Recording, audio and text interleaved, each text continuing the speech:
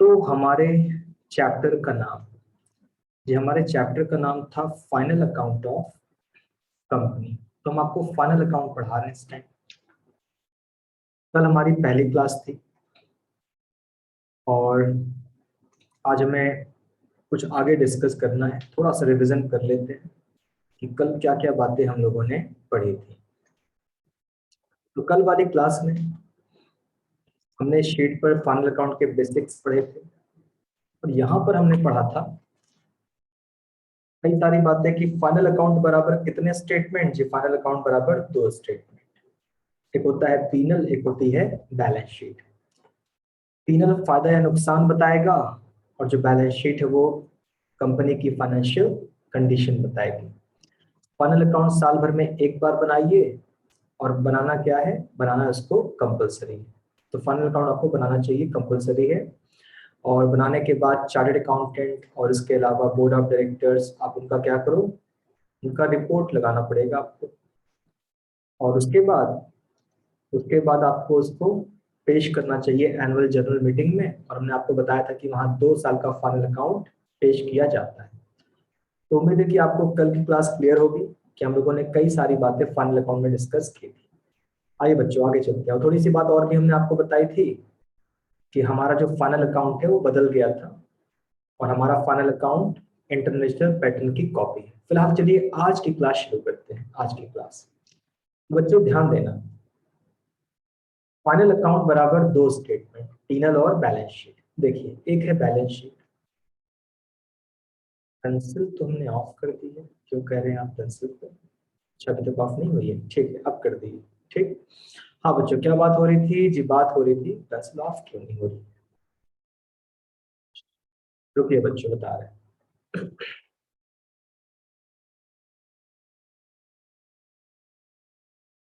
ठीक है जी बच्चों, स्क्रीन आप देख पा रहे हैं? कोई दिक्कत?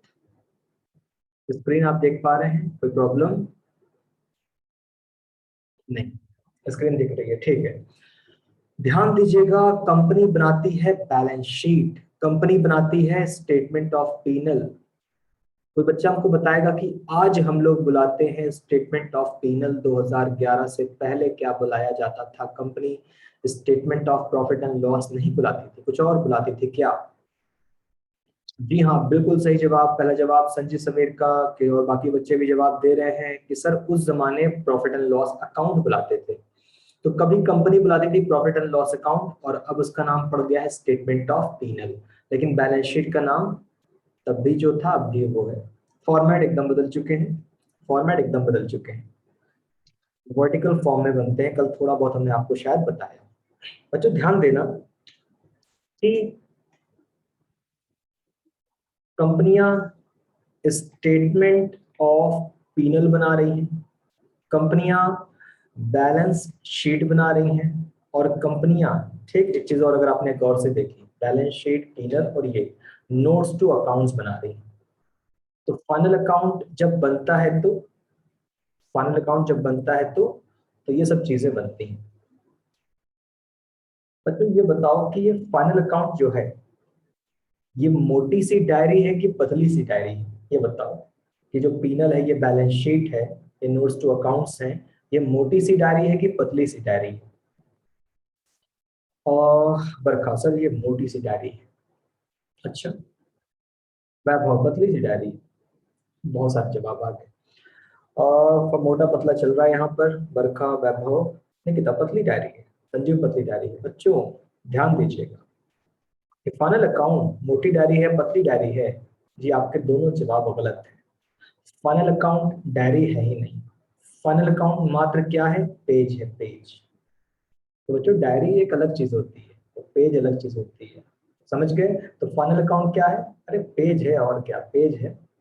एक पेज पर पीनल, एक पेज पर बैलेंस शीट और एक पेज पर नोट्स टू अकाउंट्स।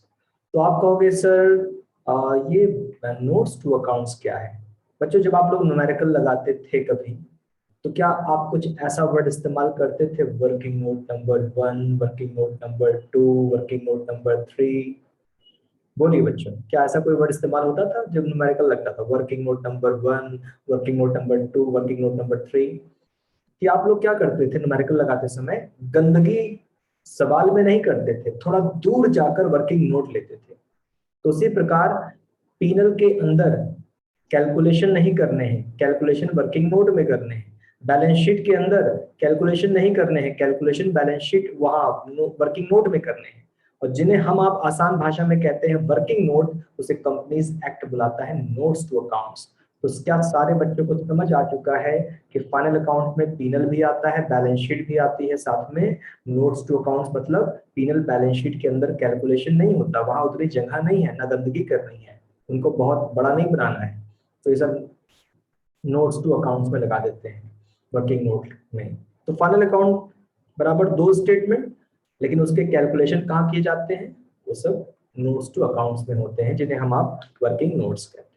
अच्छा, अगली बात सुन लेना बच्चों। अगली बात आप जरा देखो कि हमने यहाँ बैलेंस शीट लिखा, हमने यहाँ पीनल लिखा, और हमने यहाँ नोट्स टू अकाउंट्स लिखा। क्या आपको नहीं लगता, और यहाँ देखो, यहाँ PNL, balance sheet, notes to accounts, आप देखो कि यहाँ पर पहले बैलेंस शीट लिखी है। तो बच्चों क्या आपको नहीं लगता कि उल्टा है, उल्टा उल्टा कि सर आपने बैलेंस शीट पहले क्यों लिखी, आपको तो पीनल पहले लिखना था। आपने यहाँ नंबर 1 पे बैलेंस शीट क्यों लिखी, आपको तो नंबर 1 पर पीनल लिखना था। आपको नंबर 1 लिखना था पीनल, नंबर 2 पर लिखना था बैलेंस शीट, और नंबर 3 पर वर्किंग नोट्स वगैरह। बच्चों ध्यान देना, असली दुनिया में कंपनी पहले बैलेंस शीट बनाती है, बाद में पीनल बनाती है। बोलो, बात समझ आई बच्चों कि असली दुनिया में क्या होता है। असली दुनिया में मामला थोड़ा उल्टा होता है, वहां पर पहले बैलेंस शीट बनती है और बाद में पीएनएल बनता है। क्लियर? बोलो क्लियर है कि असली दुनिया में पहले क्या बनती है जी, वहां पहले बैलेंस शीट बनाई जाती है, बाद में पीएनएल बनता है। ठीक। लेकिन बच्चों हम लोग हैं स्टूडेंट्स, हाँ हम, आप लोग क्या हो, स्टूडेंट। एक सवाल आया है संजय समीर, तो प्रॉफिट कैसे निकलता है, अभी बात करते हैं, इस बारे में बात करते हैं। तो बच्चों हम आप लोग क्या हो, स्टूडेंट हो, छात्र हो। आप लोगों को पूरी आजादी दी है कि आप पहले बनाना न्यूमेरिकल में पीनल, बाद में बनाना बैलेंस शीट। ठीक। तो असली दुनिया में क्या चल रहा है, असली दुनिया में पहले बैलेंस शीट बनती है, बाद में पीनल बनता है, उल्टा। लेकिन आप छात्रों को पूरी आजादी दी गई है कि आप आसानी के लिए पहले पीनल बनाओ, बाद में बैलेंस शीट बनाओ। तुमने दोनों बातें बता दी कि असली दुनिया में क्या है, आपको क्या करना है जी, आप वैसे ही पकड़े रहो, पहले पीनल फिर बैलेंस शीट। संजीव समीर कहते हैं सर एक बात समझ नहीं आई, कि जब असली दुनिया में पहले बैलेंस शीट बनती है, बाद में पीनल बनता है, तो सर हम लोग तो यही पढ़े थे कि पहले पीनल बनाओ, उससे प्रॉफिट लॉस निकालो, कि पहले पीनल बनाओ, उससे प्रॉफिट लॉस निकालो, और उस प्रॉफिट लॉस को कहाँ ले जाओ, बैलेंस शीट में। तो हम लोग तो यही पढ़े थे, पीनल बनाओ, प्रॉफिट लॉस निकालो, प्रॉफिट लॉस निकाल के बैलेंस शीट में ले जाओ। लेकिन सर आप तो कह रहे हो कि असली दुनिया में पहले बैलेंस शीट बनती है, बैलेंस शीट बनती है, बाद में पीनल बनता है, तो कैसे करते होंगे। तो बच्चों वो लोग बैलेंस शीट पहले बनाते हैं, पीनल बाद में बनाते हैं। बैलेंस शीट में एक बैलेंसिंग फिगर आता है, बैलेंसिंग फिगर वो समझ जाते हैं ये प्रॉफिट या लॉस है। तो बैलेंस शीट में एक बैलेंसिंग फिगर आता है, समझ जाते हैं प्रॉफिट या लॉस है। लायबिलिटी में आ रहा है तो प्रॉफिट है, एसेट में आ रहा है तो लॉस है। तो क्या समझ गए बच्चों कि असली दुनिया में बैलेंस शीट पहले बनती है, पीनल बाद में बनता है, और बैलेंस शीट में प्रॉफिट लॉस कहां से आता है, बैलेंसिंग फिगर उनको पता चल जाता है। तो आइए चेक करते हैं कि हम लोगों ने कल फाइनल अकाउंट के बारे में कई सारी बातें पढ़ी, कल हमने बहुत समय लगाया था इस पेज पर, क्योंकि इन बातों का बड़ा अर्थ था, अपने अंदर गहराइयां थी। फिर हमने यहाँ पर भी आपको कई सारी बातें बताई थी, कई सारी बातें। अच्छा भाई, उसके बाद जो है, फिर हम लोग कहाँ पर आ गए थे, यहाँ पर आ गए थे, बैलेंस शीट, पीनल। और अभी हमने आपको बता दिया कि एक कंपनी बैलेंस शीट बनाती है, पीनल बनाती है, और दोनों के वर्किंग नोट्स कहाँ लिखती है, नोट्स टू अकाउंट्स में। हम आप बुलाते हैं वर्किंग नोट, मगर कंपनीज एक्ट बुलाता है नोट्स टू अकाउंट्स। चलो आगे चलते हैं बच्चों। ये बात कल हुई थी, किसी बच्चे ने हमको बताया कि चार्टर्ड अकाउंटेंट की स्पेलिंग गलत थी। ठीक है, आप अपने नोट्स में करेक्ट कर लेना। हाँ भाई बच्चों, आगे चलते हैं। तो फिर ये सब बातें कल हो चुकी हैं। ये रहा बैलेंस शीट का फॉर्मेट। तो आज हम आपको क्या समझाएंगे, बैलेंस शीट का फॉर्मेट। बच्चों आपकी यूनिवर्सिटी है वीर बहादुर सिंह पूर्वांचल यूनिवर्सिटी, और आपके एग्जाम में बैलेंस शीट आ रही है, कभी 10 मार्क्स कभी 15 मार्क्स, तो 10 से 15 नंबर में आ रही है थियरी में। थियरी में तो बैलेंस शीट कितने नंबर में आ रही है बच्चों, 10 से 15 नंबर में आ रही है। किस चीज में, थियरी में। बहुत ज्यादा important, very very very very very important, बहुत इंपॉर्टेंट। ये क्वेश्चन बहुत ज्यादा पूछा जा रहा है कि बैलेंस शीट का फॉर्मेट दीजिए। तो आप चाहो तो बैलेंस शीट को रट सकते हो, आप चाहो तो बैलेंस शीट को रट सकते हो, लेकिन लेकिन बच्चों आप बताओ, अभी आप लोग बीकॉम फाइनल ईयर में हो, थर्ड ईयर में, बड़े हो गए, तो क्या डायरेक्टली इनडायरेक्टली कंपनियों से सामना होगा, क्या डायरेक्टली इनडायरेक्टली कंपनी से सामना होगा, क्या पता आप वहां के कर्मचारी बन जाओ, क्या पता आप खुद कंपनी खोल लो, क्या पता आपका कस्टमर कोई कंपनी है। तो क्या ऐसा संभव है कि काफी ज्यादा संभावना है कि कंपनी से आपका आमना सामना होगा। हाँ, हाँ बच्चे कह रहे हैं जी सर, काफी ज्यादा प्रोबेबिलिटी है कि कंपनी से हमारा सामना होगा।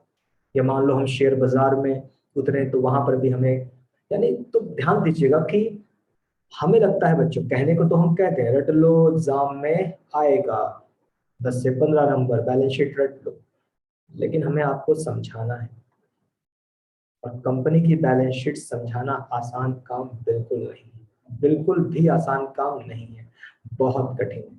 क्या हमने कल आपको एक बात बताया कि अब जो बैलेंस शीट पढ़नी है वो इंटरनेशनल पैटर्न है। बोलो, कल ऐसी कोई बात हुई थी कि अब जो बैलेंस शीट हम लोग पढ़ने वाले हैं वो बैलेंस शीट अब बड़ी स्पेशल है, वो इंटरनेशनल पैटर्न है।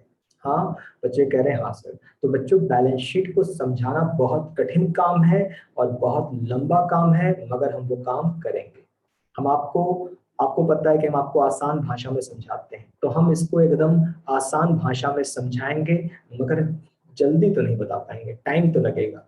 तो हम आपको बहुत डिटेल में बैलेंस शीट के एक एक आइटम के बारे में बताना चाहते हैं, ताकि खुद आप कभी किसी कंपनी की बैलेंस शीट देखो तो खुद से रीड कर सको कि हाँ, हमारे गुरुजी ने सिखाया था कि किसी कंपनी की बैलेंस शीट कैसे रीड की जाती है, यहाँ लिखे टर्म्स का मतलब क्या होता है। रटोगे तो समझ आएगा नहीं, और हम एक एक चीज समझाएंगे।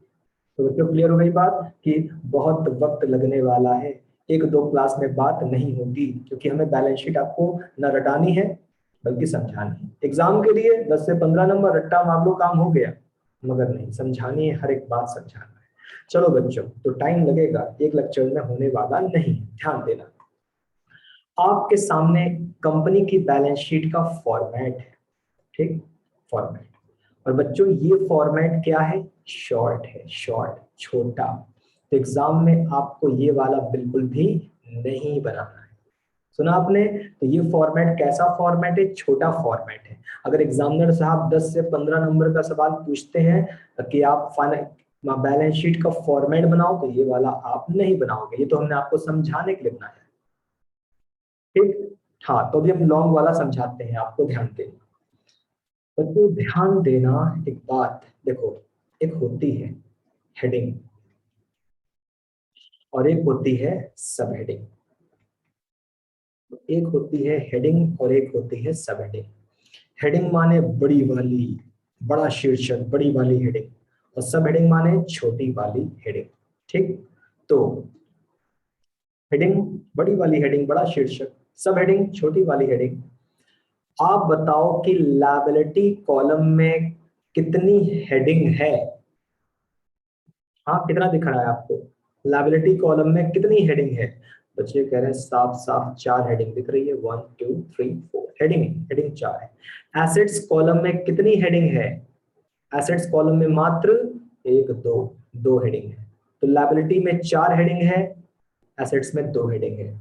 लेकिन बच्चों इनके अंदर भी छोटी छोटी हेडिंग है। जैसे पहली हेडिंग का नाम है शेयर होल्डर फंड, और शेयर होल्डर फंड के अंदर कितनी छोटी छोटी हेडिंग है, 3। तो आप कह सकते हो शेयर होल्डर फंड के अंदर 3 सब हेडिंग है। जैसे यहाँ पर नंबर 3 पर कौन है, नॉन करंट लायबिलिटी वाले, तो नॉन करंट लायबिलिटी वालों की बात कर लो कि नॉन करंट लायबिलिटी वालों के अंदर 4 सब हेडिंग है। जैसे अगर हम बात करें नंबर 4 पर करंट लायबिलिटी वाले हैं, तो करंट लायबिलिटी वालों के अंदर कितनी, 4 सब हेडिंग है, 4 छोटी छोटी है। जैसे अगर हम बात करें एसेट्स में, number 1 non current asset, non current asset, तो नॉन करंट एसेट में आप देख रहे हो कि 5 सब हेडिंग है। और हद कहाँ हो गई, हद हो गई यहाँ पर करंट एसेट है और उसमें सबसे ज्यादा 6 सब हेडिंग है। तो बच्चे आप समझे कि वो बैलेंस शीट क्या है। ये बैलेंस शीट शॉर्ट में बनी है, शॉर्ट में, लेकिन जब आपको एग्जाम में बनानी है तो आपको बड़ी हेडिंग तो लिखनी ही है, साथ में छोटी हेडिंग भी लिखनी है। बोलो बच्चों, क्लियर हो गई बात कि एग्जाम में जब आप 10-15 नंबर में लिखोगे तो आप ये ना बनाना, ये भी लिखना, इसके अंदर जो आइटम ABCD है वो भी लिखना। ठीक, आइए आगे चलते हैं। तो अभी पहले शॉर्ट फॉर्मेट तो समझ लें, पहले शॉर्ट फॉर्मेट तो समझ लें, तब समझेंगे लॉन्ग फॉर्मेट। ठीक, तब लॉन्ग फॉर्मेट समझेंगे। ध्यान देना बच्चों, कोई हमको बता सकता है कि बैलेंस शीट फेमस नाम है, मगर एक नाम और भी है जो थोड़ा कम फेमस है। कोई हमको बैलेंस शीट का एक और नाम बता दे जो उतना फेमस नहीं है, क्या है वो नाम, बैलेंस शीट का एक और नाम जो उतना फेमस नहीं है मगर फिर भी इस्तेमाल किया जाता है। बच्चे कह रहे हैं फाइनेंशियल स्टेटमेंट। अरे फाइनेंशियल स्टेटमेंट में तो दोनों आते हैं, पीनल बैलेंस शीट दोनों। नहीं नहीं, फाइनल अकाउंट या फाइनेंशियल स्टेटमेंट माने वो तो दोनों हो गए। बच्चों ध्यान देना, अभी तक हमको सही जवाब नहीं मिला तो हम खुद लिख दे रहे हैं यहाँ पर कि बैलेंस शीट को बुलाया जाता है पोजीशन स्टेटमेंट। एक ऐसा स्टेटमेंट जो कंपनी की पोजीशन बताए। तो हमने बोला ना फेमस उतना नाम नहीं है लेकिन लोग इस्तेमाल करते हैं, हमने बोर्ड ऑफ डायरेक्टर्स के मुंह से सुना है, वो लोग मीटिंग में इस्तेमाल करते हैं वर्ड। ठीक, और कभी कभी तो ऐसे भी कह देते हैं एनुअल रिपोर्ट, लेकिन एनुअल रिपोर्ट छोड़ दीजिए, तो पोजीशन स्टेटमेंट ये नाम वो अक्सर इस्तेमाल करते हैं। हाँ, तो ध्यान दीजिएगा कि बैलेंस शीट का हमने एक नाम जाना, पोजीशन स्टेटमेंट।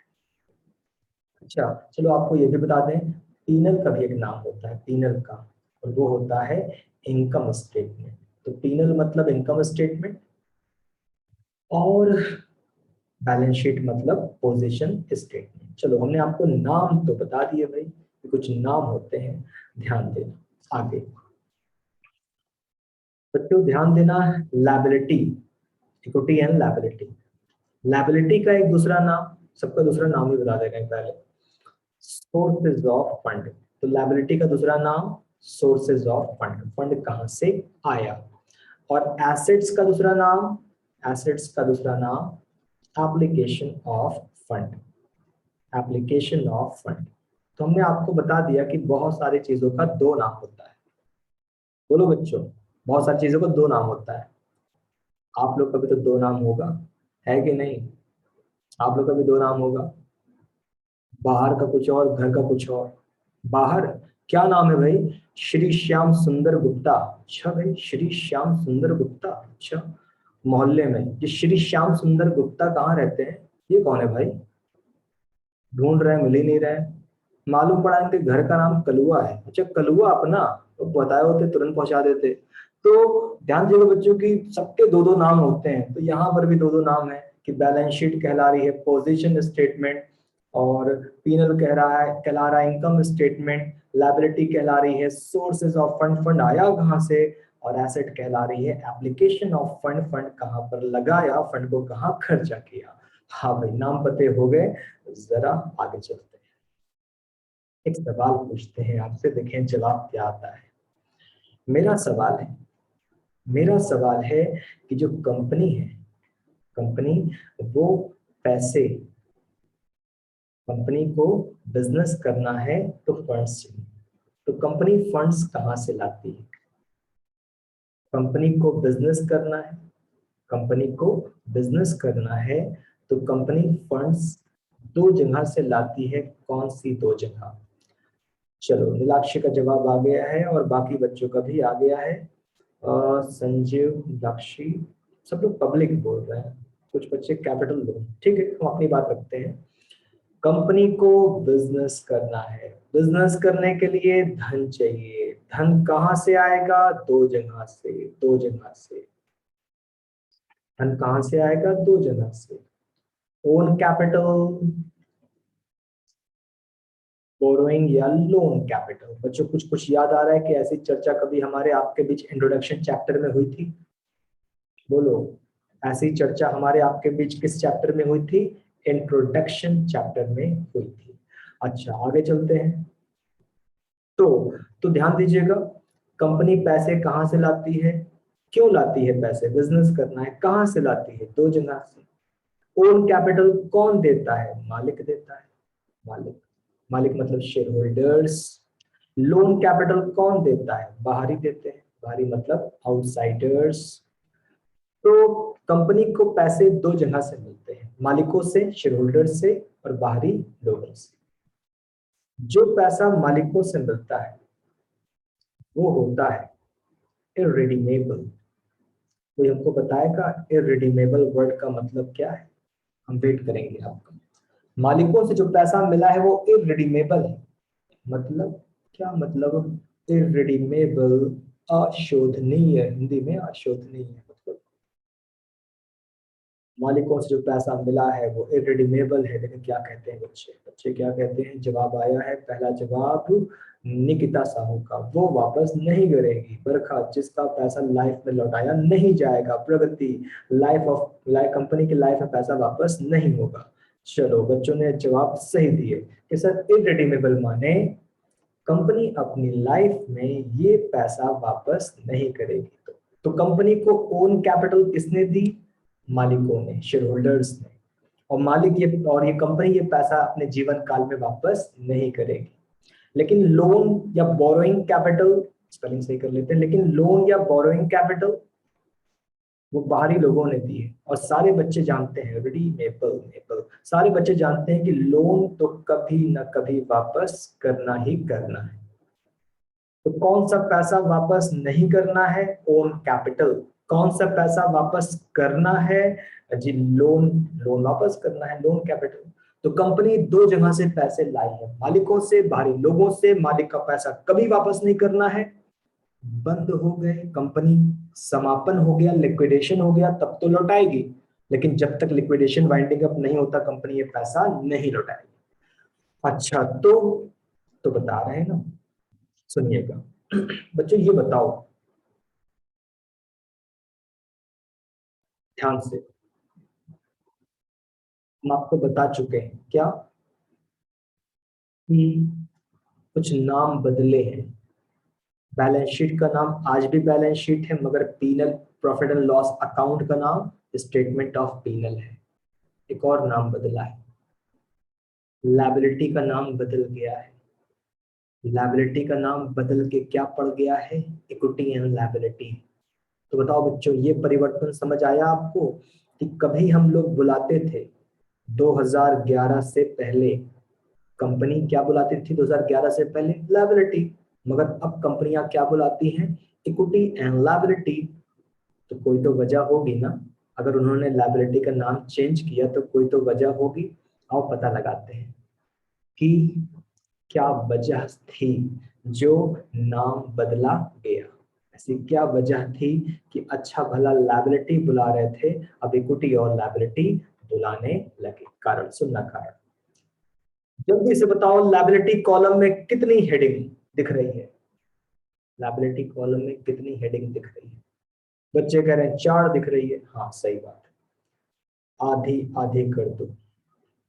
जब भी आधा आधा होता है ना तो शोले फिल्म याद आ जाती है, शोले। आधे इधर जाओ, आधे उधर जाओ, बाकी मेरे साथ आओ। ना अंग्रेजों के जमाने के जेलर थे।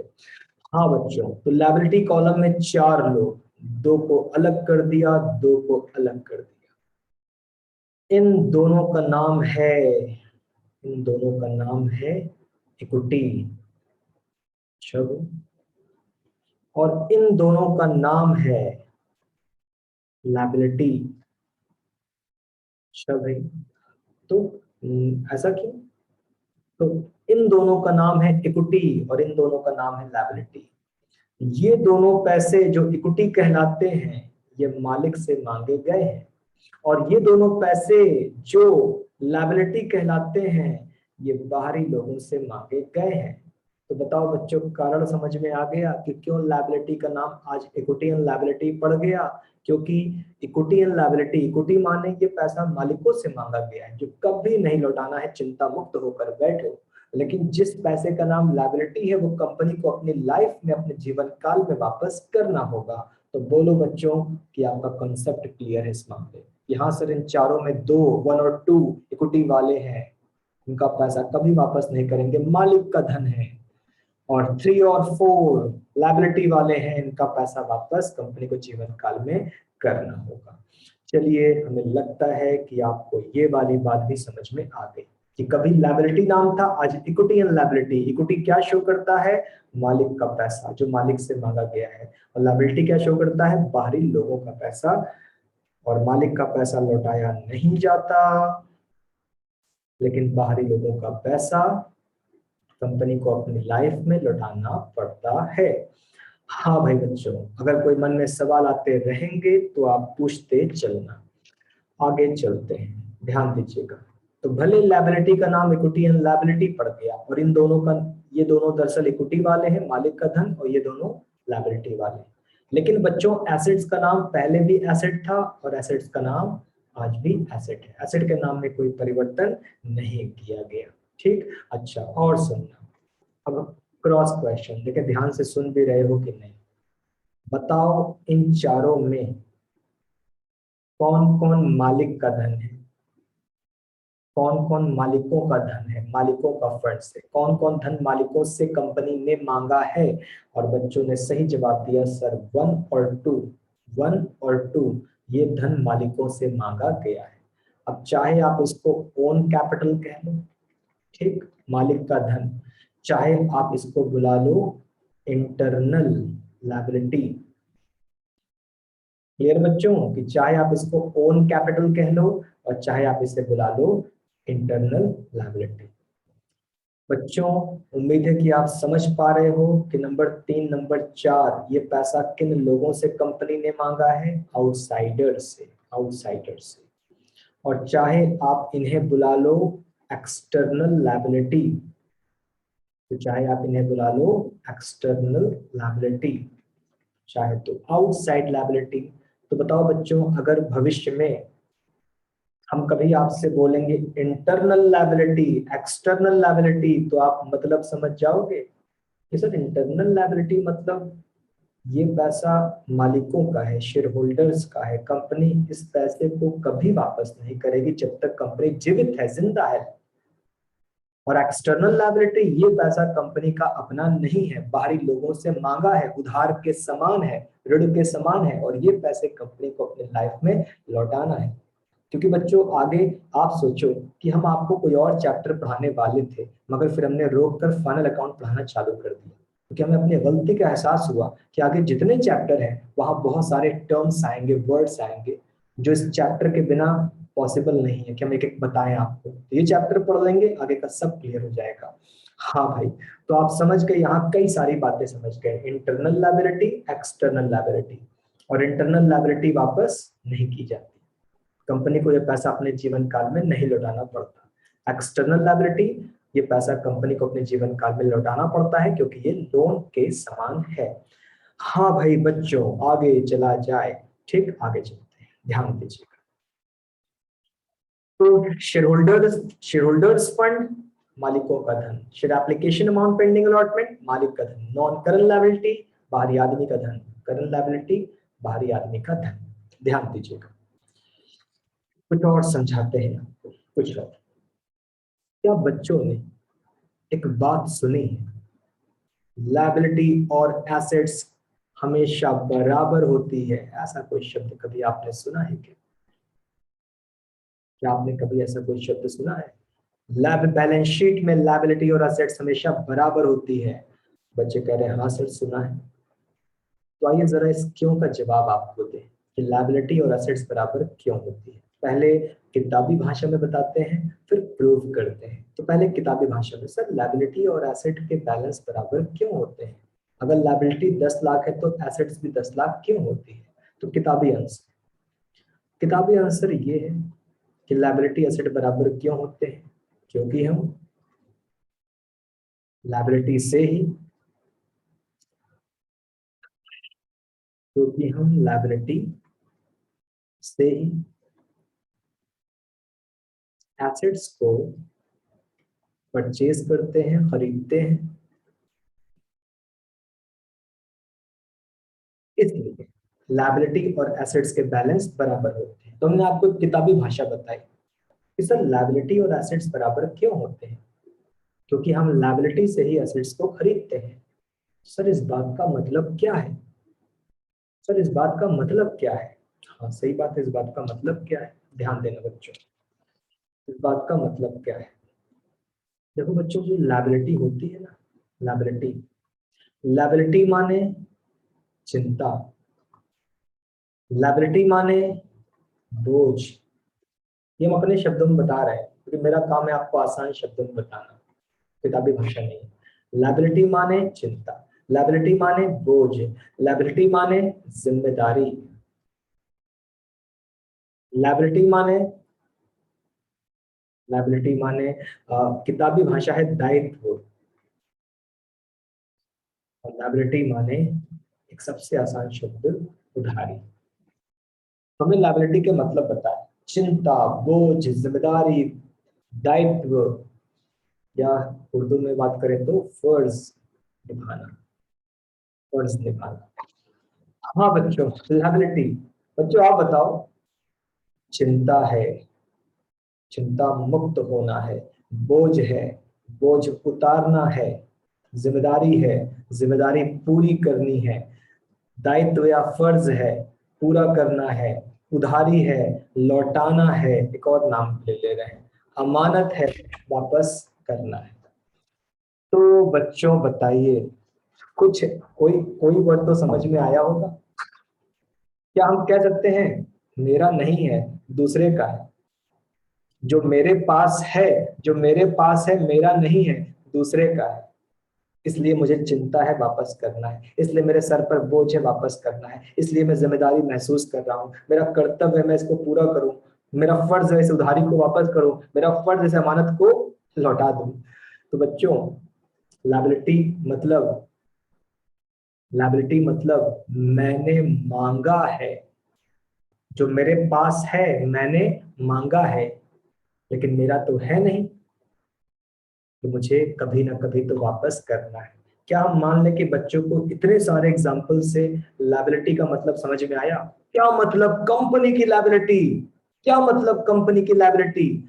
कंपनी ने मांगा है तो लायबिलिटी है, क्योंकि जो मांगा चीज होती है ना, आपकी खुद की नहीं होती। तो ये चिंता है, मांग कर लाए हो, ये बोझ है, मांग कर लाए हो, ये जिम्मेदारी है क्योंकि आप मांग कर लाए हो, ये आपका फर्ज है कि आप वापस करो, ये उधार है आप वापस करो, ये अमानत है आपको लौटाना होगा। बच्चों आगे बढ़े, क्लियर? सर कंपनी ने क्या मांगा है? बच्चों कंपनी ने फंड्स मांगे हैं, धन मांगा है। सर कंपनी ने मांगा क्या है? धन मांगा है। सर कंपनी ने धन क्यों मांगा है? अरे कंपनी को बिजनेस करना है भाई, बिना बिजनेस के कहाँ से, मतलब बिना धन के कहाँ से बिजनेस चलेगा? कंपनी ने मांगा क्या है? जी कंपनी ने धन मांगा है। क्यों मांगा है? बिजनेस करना है। तो उसको लायबिलिटी क्यों बुला रही है? क्योंकि खुद का नहीं है ना, इसलिए। खुद का नहीं है ना, इसलिए। अच्छा, तो बच्चों ध्यान देना, लायबिलिटी मतलब कंपनी ने मांगा, कंपनी ने कुल मिलाकर कितना मांगा? 5 लाख। तो कंपनी ने कितना मांगा? 5 लाख। क्यों मांगा? बिजनेस करना है। लायबिलिटी क्यों बुला रहे हैं? क्योंकि खुद का नहीं है ना, खुद का नहीं है, मांगा पैसा लायबिलिटी। किससे मांगा? 2 लोगों से। किससे किससे? मालिक से मांगा, बाहरी लोगों से मांगा। मालिक क्या दिया होगा? पूंजी वगैरह दिया होगा। बाहरी क्या दिए होंगे? लोन वगैरह दिए होंगे। तो मालिक ने क्या दिया है? कैपिटल वगैरह दी होगी। बाहरी लोगों ने क्या दिया है? लोन वगैरह दिया होगा। मालिक से मांगा 4 लाख, बाहरी लोगों से मांगा 1 लाख। कुल कितना मांगा? 5 लाख। लायबिलिटी क्यों बुलाते हैं? क्योंकि मांगा हुआ पैसा है, खुद का नहीं है, चिंता है, मुक्त होना है, बोझ है, उतारना है, अमानत है, लौटाना है। अच्छा, मांग लिया। अब अब कंपनी इन मांगे पैसे से क्या करेगी? अब कंपनी इन पैसों से क्या करेगी? जी, कंपनी अब इन पैसों से कुछ खरीदेगी। क्या चीज? एसेट। तो कंपनी जो मांग कर लाई है 5 लाख, उस 5 लाख से क्या खरीदेगी? एसेट्स। क्यों? क्योंकि बिजनेस करने के लिए एसेट का होना बहुत जरूरी है। तो कंपनी इन पैसों से क्या खरीदेगी? एसेट। जमीन, बिल्डिंग, मशीन, फर्नीचर, गाड़ियां, गोदाम में माल, गले में कैश। तो कंपनी अब क्या करेगी? वो इन पैसों से एसेट्स खरीदेगी। मांगा कितना था? 5 लाख। तो एसेट्स भी कितने की खरीदेगी? 5 लाख। अच्छा, क्या लायबिलिटी और एसेट्स हो गए बराबर? हाँ, 5 लाख मांगा, 5 लाख से एसेट्स खरीदा, जितना मांगा उतना एसेट में लगाया, तो बराबर तो होना ही है। जब लाओगे 5 लाख, लगाओगे 5 लाख, तो बराबर होना ही है। हम मांगे पैसों से ही एसेट खरीदते हैं, हम लायबिलिटी से ही एसेट परचेज करते हैं, इसलिए लायबिलिटी और एसेट के बैलेंस बराबर होते हैं। हमें बच्चे कंफर्मेशन दें कि सर ये मुद्दा, मामला, टॉपिक समझ में आ गया। क्यों लायबिलिटी एसेट्स बराबर होते हैं? मांग कर लाए 5 लाख, एसेट में लगाया 5 लाख, लायबिलिटी से ही एसेट को खरीदा, इसलिए बैलेंस बराबर होते हैं। जितना मांगोगे उतना ही लगाओगे। हाँ भाई, लायबिलिटी मांग कर लाए, क्या खरीदा? एसेट खरीदा। किसने मांगा? कंपनी ने। क्यों मांगा? बिजनेस करना है। लायबिलिटी क्यों बुलाते हैं? तुम्हारा खुद का नहीं है तो लायबिलिटी तो बुलाओगे ही। चिंता है, बोझ है, उधारी है। हाँ भाई बच्चों, कोई क्रॉस क्वेश्चन कि हम अपनी चर्चा को और आगे बढ़ाएं? बोलो। ये देखने में तो छोटा सा लग रहा है, लेकिन बहुत एक्सप्लेनेशन है। अकाउंटिंग में एक्सप्लेनेशन बहुत ज्यादा होते हैं। बच्चों, कोई क्रॉस क्वेश्चन या फिर चर्चा को और आगे बढ़ाया जाए? बरखा का सवाल आ गया। सर, अगर लायबिलिटी के पैसे को आधा रिजर्व करके रख लिया, तब तो एसेट इक्वल नहीं हो पाएगी। बरखा, ये आपकी सोच है, आपको ऐसा लगता है, ऐसी आपकी सोच है, आपको ऐसा लगता है। आपके बात को आप में से, चलो हम बताते हैं, ध्यान देना, प्रूव करते हैं। बरखा बोली, सर कंपनी ने बिजनेस करने के लिए पैसा मांगा। ठीक है बरखा, कितना मांगा? सर कंपनी ने 5 लाख मांगा। तो मांगा मतलब लायबिलिटी। लेकिन सर कंपनी ने 5 लाख में 5 लाख में 3 लाख की एसेट्स खरीदी और 2 लाख की नहीं खरीदी। अच्छा। हाँ sir, land, building, plant, machine, stock, furniture. तो कंपनी ने कहा हम 5 लाख मांगे हैं, तो 3 लाख से एसेट खरीद रहे हैं और 2 लाख से एसेट नहीं खरीद रहे हैं। अच्छा, मत खरीदो, गले में कैश तो रहेगी ना, गले में कैश तो रहेगी ना। 5 लाख मांगे थे तो कैश मिली थी, 3 लाख कैश खर्च कर दिया, अच्छी बात है। 2 लाख खर्च नहीं किया तो भी कहाँ बैलेंस पे डिफरेंस पड़ा? तो बरखा, बात समझ में आई क्या? खरीद लोगे तो भी एसेट कॉलम में जाएगा, मत खरीदो कैश तब भी एसेट कॉलम में जाएगा, बैलेंस तो बराबर ही रहेंगे। 3 लाख खरीदा, 2 लाख कैश पड़ी, हो गया 5 लाख। चलो आगे चलते हैं। तो हम लोगों को सोचने में ऐसा लगता है, मगर ऐसी बात है नहीं। दरअसल जो बच्चे 11th 12th कॉमर्स रहते हैं ना, वहां पर अकाउंटिंग इक्वेशन पढ़ाया जाता है, तो वहां ये बात समझाई जाती है कि लायबिलिटी बराबर एसेट। आप लोग नहीं हो तो कोई फर्क उससे बहुत खास नहीं पड़ता, अगर आपने नहीं भी पढ़ा है अकाउंटिंग इक्वेशन। हाँ बच्चों, सिर्फ बरखा ने सवाल पूछा, बाकी कोई बच्चे फिलहाल कोई सवाल नहीं पूछ रहे हैं। अगर होगा तो बीच में आप टाइप कर देना, कोई सवाल होगा तो। आइए आगे चलते हैं। लायबिलिटी, मालिक का धन, इंटरनल लायबिलिटी, बाहरी व्यक्तियों का धन, एक्सटर्नल लायबिलिटी, और 2 तरह की एसेट। बच्चों ये बताओ, अगला सवाल पूछ चुके हैं फिर पूछ रहे हैं, ये चारों मेजर हेडिंग है कि सब हेडिंग है? बड़ी वाली मेजर हेडिंग, छोटी छोटी वाली सब हेडिंग, ये चारों मेजर हेडिंग है कि सब हेडिंग? और बच्चे कहते हैं सर ये मेजर हेडिंग है। हाँ बिल्कुल सही, मेजर हेडिंग है। लायबिलिटी में 4 मेजर हेडिंग, एसेट्स में दो मेजर हेडिंग, आइए देखते हैं थोड़ा बहुत हल्का फुल्का। शेयर होल्डर्स फंड, तो नाम से ही लग रहा है ये धन, ये धन किसका है? शेयर होल्डर्स का है। तो नाम से ही लग रहा है कि ये फंड माने धन किसका है? शेयर होल्डर का है। अच्छा भाई, अगली बात ध्यान दीजिएगा। जनता द्वारा कंपनी को एप्लीकेशन का पैसा मिला, जनता द्वारा कंपनी को एप्लीकेशन का पैसा मिला। तो जनता ने क्या पाया? एप्लीकेशन का पैसा। तो कंपनी ने क्या पाया? एप्लीकेशन का पैसा। और कंपनी अभी तक अलॉटमेंट नहीं कर पाई है। सर समझ नहीं आई बात, क्या मामला है बच्चों? आपको एक फ्लैट खरीदना है, आपको एक फ्लैट खरीदना है, आपने एडवांस दे दिया, एडवांस मैंने एडवांस दे दिया किसको? वो जिसका जो मालिक है, जो बिल्डर है, मुझे फ्लैट खरीदना है, मैंने एडवांस दे दिया। हाँ, तो तुम्हें फ्लैट मिला कि नहीं? नहीं, अभी तक मुझे फ्लैट मिला नहीं है, मुझे अभी तक फ्लैट अलॉट नहीं हुआ है। तो बताओ ये वर्ड समझ में आता है? मैंने पैसा दे दिया, मुझे सामान नहीं मिला। वैसे ही कंपनी कहती है शेयर होल्डर ने मुझे पैसा दे दिया, लेकिन मैंने अभी तक उसे शेयर्स अलॉट नहीं किए हैं। तो बोलो बच्चों, हेडिंग नंबर 2 का मतलब समझ में आया?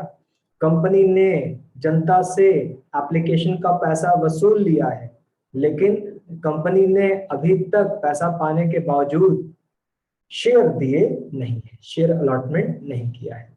अगर आप कहोगे सर क्यों नहीं किया, कारण बताइए क्यों नहीं किया? जब पैसा पा लिया तो अलॉटमेंट क्यों नहीं किया? नहीं बच्चों, ऐसी कोई बात नहीं है कि जानबूझकर नहीं किया, बता रहे। क्या आप सभी जानते हैं कि बैलेंस शीट साल के अंतिम दिन बनती है? बोलो, अब बताओ कि बैलेंस शीट कब बनती है? साल के अंतिम दिन, कल चर्चा हुई थी, last day of the year. तो अब कंपनी को क्या मिल गया? कंपनी को फरवरी में एप्लीकेशन का पैसा मिल गया, ठीक। और कंपनी बोली अलॉटमेंट अप्रैल में करेंगे। दोबारा सुनना, कंपनी को एप्लीकेशन का पैसा कब मिल गया? फरवरी में। और अलॉटमेंट कब करेंगे? अप्रैल में। तो बच्चों पैसा तो मिल गया, अलॉटमेंट अप्रैल में होगा, और अप्रैल से पहले क्या बन जाएगी? Balance sheet. कि आज बैलेंस शीट बन रही है और अभी तक अलॉटमेंट नहीं हुआ, क्योंकि अलॉटमेंट होगा अप्रैल में। क्या कारण समझ में आया बच्चों? कि अलॉटमेंट करने ही वाले थे, उससे पहले बैलेंस शीट बन गई। अब बैलेंस शीट बन गई तो यहाँ तो यही बताएंगे ना कि अभी तक हमने अलॉटमेंट नहीं किया, वो तो अप्रैल में होगा। बोलो बच्चों, कॉन्सेप्ट क्लियर है आपका? बोलो बोलो बोलो, कि क्या आपको बात समझ में आ गई कि कंपनी को एप्लीकेशन का पैसा मिल गया, लेकिन जिस दिन बैलेंस शीट बन रही थी तब तक शेयर अलॉट नहीं किए गए थे। हाँ, आगे चलते हैं। Non current liability, current liability. बच्चों, नॉन करंट को आसान भाषा में आप कह सकते हैं लॉन्ग टर्म, और करंट को आप आसान भाषा में क्या कह सकते हैं? आप ही बता दोगे कि करंट को आसान भाषा में क्या कहते हैं? बोलो। पहला जवाब संजय समीर का, खुशहाल का, शॉर्ट टर्म, बिल्कुल सही, शॉर्ट टर्म। नॉन करंट मतलब लॉन्ग टर्म, करंट मतलब शॉर्ट टर्म। ऐसा उधार जो मैं 12 महीने के बाद वापस करूंगा, या ऐसा उधार जो मैं 12 माह के अंदर वापस करूंगा। तो इतना सेंस तो आपको शायद पहले से ही रहा होगा कि मैं ऐसा उधार जो मैं 12 महीने के बाद वापस करूंगा, नॉन करंट लायबिलिटी। ऐसा उधार जो मैं 12 महीने के अंदर वापस करूंगा, करंट लायबिलिटी। तो बताओ बच्चों, क्लियर हो गई बात? लेकिन जो बात हमने बोली उसमें 100% एक्यूरेसी नहीं है, बाद में और बताएंगे, बाद में और भी बताएंगे, ठीक। आगे चलें, क्लियर है? नॉन करंट लायबिलिटी, तुम्हारा तुम्हारा उधार लौटाएंगे मगर लंबे समय के बाद, 12 महीने के बाद ही मिलो। करंट लायबिलिटी, तुम्हारा उधार लौटाएंगे लेकिन 12 महीने के अंदर ही लौटाएंगे, करंट लायबिलिटी। तो हमने कह तो दिया ये 12 महीने वाली बात, लेकिन ये इतनी आसान भी नहीं है, थोड़ा सा इसमें चीजें बदल चुकी हैं। हाँ बच्चों, आगे चलते हैं। क्या आपको हल्का फुल्का सा चारों क्लियर है? हल्का फुल्का सा। शेयर होल्डर से पैसा कंपनी ने मांगा है, कंपनी ने शेयर होल्डर से पैसा लिया है मगर शेयर नहीं दिया है अभी तक। और इन इन उधारी वालों का पैसा लंबे समय बाद लौटाएंगे, आफ्टर 12 मंथ, और इन लोगों का पैसा 12 महीने के अंदर लौटा देंगे। अब एसेट्स आ गए। नॉन करंट एसेट, बड़ी बड़ी एसेट, और करंट एसेट, छोटे टाइप की एसेट। इनको बेचोगे तो इनको कैश करवाना है, बेचना है, टाइम लगेगा, बहुत टाइम, 12 महीने के बाद। और इनको बेचना है, कैश में कन्वर्ट करना है, तो ये 12 महीने के अंदर कैश में कन्वर्ट हो जाएंगे, बिक जाएंगे, पैसे वैसे मिल जाएंगे। तो यहाँ बड़ी एसेट है, यहाँ छोटी एसेट है। बेचना आसान नहीं है, मुश्किल है। बेचना आसान है, पैसे जल्दी मिल जाएंगे। पैसे, तो गलत बोल दिया, पैसे देर में मिलेंगे, पैसे जल्दी मिलेंगे। बड़ी बड़ी एसेट, जमीन, बिल्डिंग, मशीन, फर्नीचर, गाड़ियां, बड़ी बड़ी एसेट। छोटी छोटी एसेट, स्टॉक, कैश, डेटर वगैरह। ऐसे हल्का फुल्का बताया है, चिंता तो करना मत, अभी डिटेल में बात होनी बाकी है। क्या बच्चों को इस पेज पर कोई क्वेश्चन पूछना है? हम वेट कर रहे हैं आपका। आपको इस पेज पर कोई क्वेश्चन पूछना है तो बताओ, हम वेट कर रहे हैं, वरना शीट चेंज करें, मेजर हेडिंग चल रही है।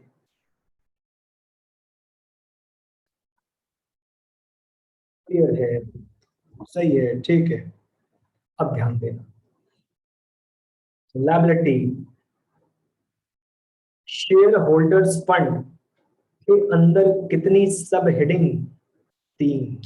तो शेयर होल्डर्स फंड के अंदर कितनी छोटी छोटी हेडिंग? 3। अच्छा भाई, तो शेयर होल्डर्स फंड के अंदर 3 सब heading. Share application amount pending allotment, share application amount pending allotment, यहाँ कितनी सब हेडिंग? यहाँ, जी यहाँ कोई भी सब हेडिंग नहीं है, इसके अंतर्गत कोई भी छोटी हेडिंग नहीं है। नॉन करंट लायबिलिटी वालों, तुम्हारे अंदर कितनी सब हेडिंग? नॉन करंट लायबिलिटी वाला बोला कि मेरे अंदर 4 सब हेडिंग। करंट लायबिलिटी वालों तुम बताओ, तुम्हारे अंदर कितनी सब हेडिंग? मेरे अंदर 4 सब हेडिंग। अच्छा भाई, वो नॉन करंट एसेट वालों आप भी बता दो। ये बोले भाई मेरे यहाँ तो 5 सब हेडिंग। तो नॉन करंट एसेट वाले बोले मेरे यहाँ 5 सब हेडिंग, 5, 5। करंट एसेट आप बता दो जी, हमने हद कर दी है, हद। हमारे यहाँ 6, ABCDEF, 6 सब हेडिंग, 6, 6 सब हेडिंग। ठीक, बोलो बच्चों, क्लियर? शेयर होल्डर्स फंड 3 सब हेडिंग, पेंडिंग अलॉटमेंट वाले में कोई सब हेडिंग नहीं, नॉन करंट करंट में 4 4, नॉन करंट एसेट में 5, और करंट एसेट में 6। एक बात बताना बच्चों, एग्जाम में आपको कैसे याद करना है? क्रम से? एग्जाम में जो आपको लिख कर आना है क्रम से, या जैसे याद आया वैसे? बोलो, बताओ बच्चों, क्या कहते हो? कि जैसे याद आए वैसे, या सीरियल नंबर से? चलो आपको बीकॉम फर्स्ट ईयर याद दिलाते हैं। देखो बच्चों, बीकॉम फर्स्ट ईयर में एक आदमी वाला बिजनेस, एक आदमी वाला बिजनेस, यानी कि वो एकाकी व्यापार, सोल ट्रेडरशिप, सोल प्रोप्राइटरशिप, वो था। आपके सिलेबस में नहीं मगर कुछ यूनिवर्सिटी के सिलेबस में पार्टनरशिप फॉर्म, वो था। तो एक आदमी वाला बिजनेस, सोल प्रोप्राइटरशिप, 2 या 2 से अधिक आदमी वाला बिजनेस, पार्टनरशिप फर्म, वो लोग भी बनाते थे profit and loss account and balance sheet. और जो उनकी बैलेंस शीट थी, आपका दिल करे क्रम से बनाओ, आपका दिल करे क्रम से मत बनाओ। ठीक, तो वहां पर बैलेंस शीट का कोई क्रम नहीं था। आपका दिल करे सीक्वेंस उपयोग करो, आपका दिल करे सीक्वेंस का उपयोग मत करो। बच्चों, कंपनीज एक्ट 2013 के अंतर्गत ये जो बैलेंस शीट है, ये आपको बिल्कुल क्रम से याद करनी है, एक भी ऊपर नीचे ना होने पाए। अरे भाई 10 से 15 नंबर का सवाल है भाई थियरी, तो ये बिल्कुल आपको रटना है, रटना है, एकदम क्रम से याद करना है, एक भी चीज ऊपर नीचे ना होने पाए। तो समझ गए बच्चों? सर याद कैसे होगा? अरे अभी अगस्त चल रहा है, एग्जाम होगा अप्रैल वगैरह में होगा, तो कैसे याद नहीं होगा भाई? भरे पड़े हैं टाइम आपके पास, आराम से याद हो जाएंगी चीजें। ठीक है, तो आपको क्या करना है, आपको याद क्रम से सीक्वेंस से ही करना है। और सबसे अच्छी बात सुनना बच्चों, 95% चांसेस है थियरी आएगी, 5% चांसेस है न्यूमेरिकल आएंगे। न्यूमेरिकल, इसका मतलब न्यूमेरिकल की चिंता है नहीं, न्यूमेरिकल की चिंता है नहीं। तो क्रम वाली बात सिर्फ कहाँ लागू होती है? थियरी में लागू होती है, थियरी में। न्यूमेरिकल जैसी कोई बात यहाँ पर एग्जाम में आनी है ना, कोई चिंता वाली बात है। आसान शब्दों में बता दें, न्यूमेरिकल में क्रम फॉलो नहीं किया जाता है। न्यूमेरिकल में बस आपको बड़ी वाली हेडिंग याद है, पर्याप्त है। लेकिन जब एग्जाम में फॉर्मेट मांगेगा, थ्योरी मांगेगा, तो आपको नंबर 1 लिखा 3 सब हेडिंग लिखा, नंबर 2 लिखा कोई सब हेडिंग नहीं, नंबर 3 लिखा 4 सब हेडिंग, नंबर 4 लिखा 4 सब हेडिंग, नंबर इधर 1 लिखा 5 सब हेडिंग, इधर लिखा 6 सब हेडिंग। तो सब लिखते गए, अंदर सब हेडिंग बढ़ते गए। चलो बच्चों अब जरा चर्चा चालू करते हैं कि शेयर होल्डर्स फंड, एक सवाल पहले पूछ लें आपसे।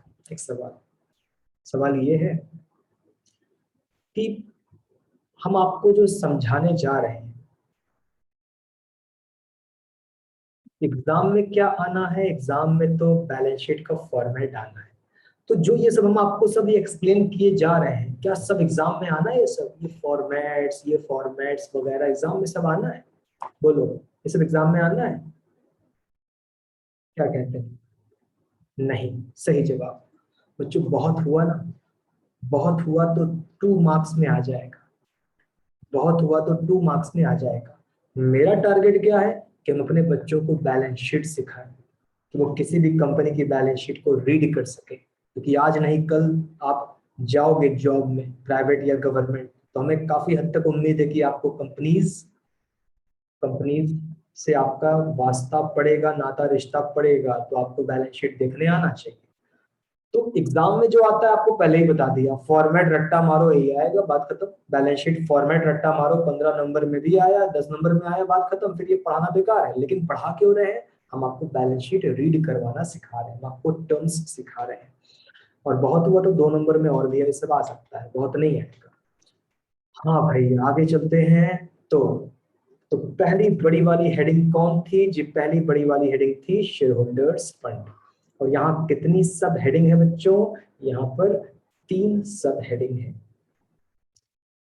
पहली शेयर कैपिटल, शेयर कैपिटल। क्या बच्चे जानते हैं कि शेयर कैपिटल कितने तरह के शेयर भाई? कितने तरह के शेयर, कौन कौन से? पहला शेयर कैपिटल, कितने तरह के शेयर? बिल्कुल सही sir, equity share, preference share. तो इस हेडिंग के अंतर्गत कंपनी क्या दिखाती है? इस हेडिंग के अंतर्गत कंपनी अपने इक्विटी और प्रेफरेंस शेयर वगैरह दिखाती है। ठीक, तो ये समझ गए आप कि शेयर कैपिटल में क्या होता है? शेयर्स होते हैं, हमारे कितने इक्विटी शेयर हैं, हमारे कितने प्रेफरेंस शेयर। अच्छा, फिर आता है रिजर्व एंड सरप्लस, दूसरी सब हेडिंग रिजर्व एंड सरप्लस। यहाँ कंपनी के किसी भी नेचर के प्रॉफिट कहाँ दिखाए जाते हैं? कंपनी के किसी भी नेचर के प्रॉफिट रिजर्व एंड सरप्लस में दिखाए जाते हैं। नीलाक्षी वो जो रिटेन अर्निंग बोल रही है, यहाँ वो वर्ड सूट नहीं करेगा, ठीक है नीलाक्षी? हाँ, तो हमने बोला कि रिजर्व एंड सरप्लस में क्या दिखाते हैं? कंपनी के किसी भी नेचर के प्रॉफिट्स रिजर्व एंड सरप्लस नाम के हेडिंग में दिखाए जाते हैं, रिजर्व एंड सरप्लस। तो शेयर कैपिटल, यहाँ शेयर दिखाइए, कितने इक्विटी कितने प्रेफरेंस। और कंपनी के जो प्रॉफिट्स हैं वो कहाँ दिखाइए? रिजर्व एंड सरप्लस में। और शेयर वारंट्स बच्चों, क्या हम लोगों ने इंट्रोडक्शन चैप्टर में डिस्कस किया था? बोलो, इंट्रोडक्शन चैप्टर में डिस्कस किया था शेयर वारंट्स। मेरी हैसियत नहीं है कि मैं शेयर खरीद पाऊं, लेकिन मेरा मन है शेयर खरीदने का, तो थोड़े से पैसे लेके कंपनी पहुंच गए, साहब रख लो इसको, रसीद लेकर आ गए, 5-10 साल बाद फिर लेकर पहुंचे और मिल गया शेयर। कुछ कहानी याद आ रही है? तो हमें लगता है अब हम टाइम क्या खराब करें, क्योंकि नहीं करते, 7-8 मिनट 10 मिनट हमने लगाया था शेयर वॉरेंट्स पर। तो शेयर वॉरेंट्स हम लोगों ने ऑलरेडी कहाँ जान रखा है, वहां पर जान रखा है इंट्रोडक्शन चैप्टर में, तो वो काफी है, वहां पर बात हमारे आपके बीच हो चुकी है। हाँ, तो ध्यान दीजिएगा, तो कितनी सब हेडिंग? जी 3 सब हेडिंग शेयर होल्डर्स फंड में। शेयर कैपिटल, शेयर बताते हैं, प्रॉफिट्स रिजर्व एंड सरप्लस में दिखाते हैं, शेयर वॉरेंट्स आप जानते हो कि एग्जिस्टिंग पुराना शेयर होल्डर कम पैसों में भी शेयर का मालिक बन सकता है, इंतजार बहुत करना पड़ेगा उसको, और तब तक कोई डिविडेंड्स वगैरह नहीं मिलेंगे। लेकिन बच्चों ये बताओ कि क्या जो ये कैलकुलेशन है, शेयर कैपिटल का कैलकुलेशन, रिजर्व का कैलकुलेशन, ये बैलेंस शीट के अंदर होना है कि बाहर वर्किंग नोट्स में होना है? जो शेयर कैपिटल है उसका तो कैलकुलेशन होगा ना, authorised, issued, subscribe, called up, paid up, reserve and surplus में प्रॉफिट्स लॉसेस, तो इनका तो कैलकुलेशन कहाँ होगा? वो जिसे हम आप कहते हैं वर्किंग नोट, उसे कंपनीज एक्ट कहता है नोट्स टू अकाउंट्स। तो शेयर कैपिटल कैसे कैलकुलेट होती है? ये देखो, शेयर कैपिटल कुछ इस प्रकार कैलकुलेट होती है, इस प्रकार होती है, आंसर आता है और तब जाकर आंसर बैलेंस शीट में जाके रखा जाता है, तब जाके आंसर बैलेंस शीट में रखा जाता है। तो ये आंसर लाने के लिए वर्किंग नोट्स लेने पड़ते हैं, और ये रहा इतना बड़ा सा वर्किंग नोट। तो बच्चों क्या आपको वर्किंग नोट करना है ऐसा? हाँ, नहीं, असली दुनिया में होता होगा, हमें थोड़ी ना करना है, हमें तो बस खाली शक्ल देखनी है, हमें सिर्फ शक्ल देखनी है। तो वहां जो शेयर कैपिटल बैलेंस शीट में आई है वो कैसे आई है? जो उसका वर्किंग नोट बना है, इस तरह बना है, ठीक इस तरह बना है वो वर्किंग नोट, जिसे ये लोग नोट्स टू अकाउंट्स कहते हैं। आओ रीड कर लें, रीड कर लें। याद करना है? अरे नहीं भाई, याद वाद थोड़ी ना करना, समझना है बस। अथराइज्ड कैपिटल, हमारी कंपनी ने 1000 शेयर रजिस्टर्ड करवाए, दाम रखा 10 रुपया बराबर, हम अपनी पूरी लाइफ में 10,000 रुपए के शेयर इशू कर सकते हैं, और हमने आज 600 इक्विटी या कुछ प्रेफरेंस शेयर बेचे 10 रुपए के, तो आज हमने कुछ शेयर इशू कर दिए। अच्छा भाई, लेकिन कुछ नलायकों उल्लू के पट्टों ने पैसे नहीं दिए। अच्छा भाई, कुछ नलायकों ने पैसे नहीं दिए और हमने उनके शेयर जब्त कर लिए, शेयर जब्त कर लिए। हाँ, अब जैसे मान लीजिए कि हम उनसे मांगे थे 4,000 रुपया निकालो, आसान कर लेते हैं थोड़ा और, मान लीजिए हम उनसे कहे थे 2,000 रुपया निकालो, और उन्होंने हमें कुछ नहीं दिया तो कुछ दिए भी होंगे, तो जितना वो दिए थे हम उनसे जब्त कर लिए। नहीं समझे? ये क्या है? हमने शेयर इशू किया, ठीक है, हमने शेयर इशू किया, ठीक है भाई, कुछ लोगों ने पैसा नहीं दिया, ठीक है, नहीं दिया तो 6,000 में 1,000 नहीं मिला, 5,000। और जो लोग पैसा नहीं दे रहे थे, अरे कुछ तो दिए होंगे, अगर हम 10 रुपया मांग रहे हैं, तुम 2 रुपया बकाया लगा रहे हो, तो 8 तो दिए होंगे ना। तो हम 10 मांग रहे हैं, तुम 2 नहीं दे रहे हो, तो 8 तो दिए होंगे, जो दिए हो उसको हम जब्त कर लेंगे। तो हमने कुछ पैसा जब्त कर लिया, हमारा प्रॉफिट हुआ। तो नहीं दिए हमारा नुकसान, छीन लिए हम हमारा फायदा, जोड़ घटाकर जो भी आया, जो भी आया हमने यहाँ पर लिख दिया। देखिए कोई क्वेश्चन आया है क्या? अच्छा, कह रहे हैं समझ गए सर, ठीक है बच्चों। तो बताओ, क्या यहाँ तक का मामला क्लियर है बच्चों? बोलो बोलो बोलो, कि क्या आपको यहाँ तक का मामला क्लियर है? शेयर कैपिटल का वर्किंग नोट कैसे बना? आपको बनाना नहीं है, बस खाली शक्ल देख ली, काम खत्म। बनाती तो असली दुनिया में कंपनी है, हमें कौन सा बनाना है। शेयर कैपिटल, हमारे पास कितने इक्विटी, कितने प्रेफरेंस, रिजर्व एंड सरप्लस अभी बात बची हुई है, तो कम से कम शेयर कैपिटल हमने देख लिया कि क्या होता है। कंपनी पहले अथोराइज्ड कैपिटल दिखाती है कि हम अपनी पूरी लाइफ में कितने रुपए के शेयर इश्यू कर सकते हैं। बच्चों अगर आप गौर कर पा रहे हो कि यहाँ टोटल लग गया है, टोटल यानी अथराइज्ड कैपिटल पैक कर दी जाती है, पैक, इसका कैलकुलेशन में कोई रोल एडलस में नहीं होता। तो अथराइज्ड हम कितना शेयर लाइफ में इश्यू कर सकते हैं, फिर अपना इश्यू वगैरह बताओ, इश्यू वगैरह कितना इश्यू कर रहे हो, जो लोग पैसे नहीं दे रहे हैं वो बताओ, लेस कर लो, और जिनका तुम पैसा जब्त किए हो, तुम्हारा फायदा है, ऐड कर लो, और सब टोटल लगा के इस वर्किंग नोट का टोटल बैलेंस शीट में कर दो। फिर आपने रिजर्व एंड सरप्लस देखा, मैं रिजर्व एंड सरप्लस भाई उसका नोट्स कैसे बनता है, रिजर्व एंड सरप्लस का। तो रिजर्व एंड सरप्लस का जो वर्किंग नोट या नोट्स टू अकाउंट्स है वो कुछ इस प्रकार बनता है, इस प्रकार। तो रिजर्व एंड सरप्लस का नोट्स टू अकाउंट्स कुछ इस प्रकार बनता है। क्या हमें सब याद करना है? नहीं, हम बार बार एक ही बात कहेंगे, ये असली दुनिया में कंपनी करती है ये सब, असली दुनिया में हमें ये सब कुछ याद वाद नहीं करना है। बच्चों कोई क्रॉस क्वेश्चन हो तो पूछिए, वरना हम चाहते हैं कि हम कल वाली क्लास में ये सब चीजें डिफाइन करेंगे। आज शेयर कैपिटल बताई है, कल हम आपको रिजर्व एंड सरप्लस वगैरह बताएंगे। परखा सर क्या इसको नोट्स में मेंशन करेंगे? नोट्स बना लो, नोट्स बना लो, लेकिन साथ साथ लिखते चलना, only for knowledge, only for knowledge. ठीक है। अब तक जो हमने पढ़ा एग्जाम में क्या आना है, वही बैलेंस शीट का फॉर्मेट।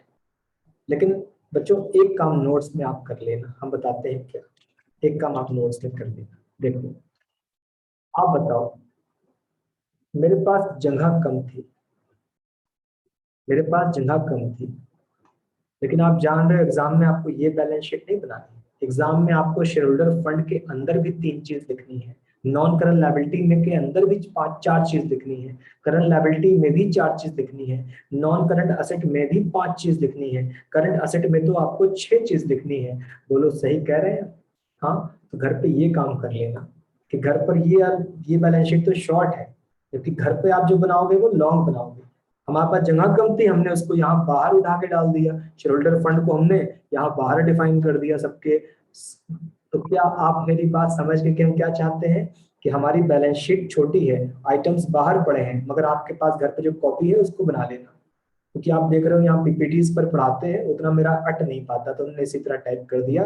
लेकिन आप अपनी नोट सही कर लेना, एग्जाम में शॉर्ट शॉर्ट वाली बैलेंस शीट नहीं बना के आनी है एग्जाम में, ये मेजर हेडिंग विथ सब हेडिंग ऐसे करके बना के आनी है। हाँ भाई बच्चों, चलो आगे चलते हैं। बुक्स कौन सी लेना है? ठीक है, हम आपको बता दे रहे हैं। बुक्स आप ले सकते हैं एसएम शुक्ला की। पूरे इंडिया में बीकॉम लेवल में कॉर्पोरेट अकाउंटिंग की बेस्ट बुक हमें लगती है एसएम शुक्ला। ये बात अलग है, एसएम शुक्ला जी का देहांत बहुत पहले हो गया, मगर उनके को ऑथर अभी भी बुक्स लिख रहे हैं। बच्चे कहते हैं बस एसएम शुक्ला पर्याप्त है, साहित्य भवन पब्लिकेशन, ठीक बेस्ट बुक है एसएम शुक्ला। कॉर्पोरेट अकाउंटिंग ले लेना, सीनियर से मिले पुरानी ले लेना, वरना नहीं ले लेना, जैसे आपकी मर्जी।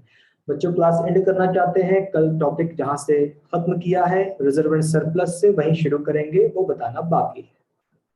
ठीक है, तो चलिए मिलते हैं हम लोग नेक्स्ट क्लास। Thank you.